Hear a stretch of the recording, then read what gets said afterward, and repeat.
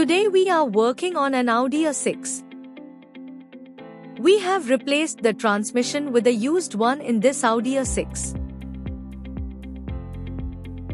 And the instrument cluster is showing safe. As you can see, the interior lights are not working.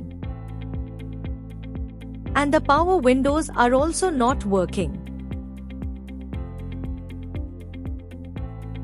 We performed a scan and found component protection active in the gateway module.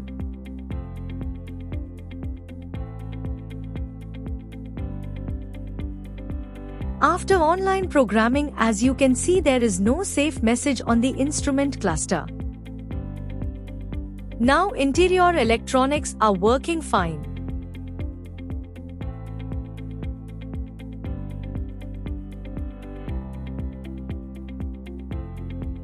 If you are facing the same problem, contact us.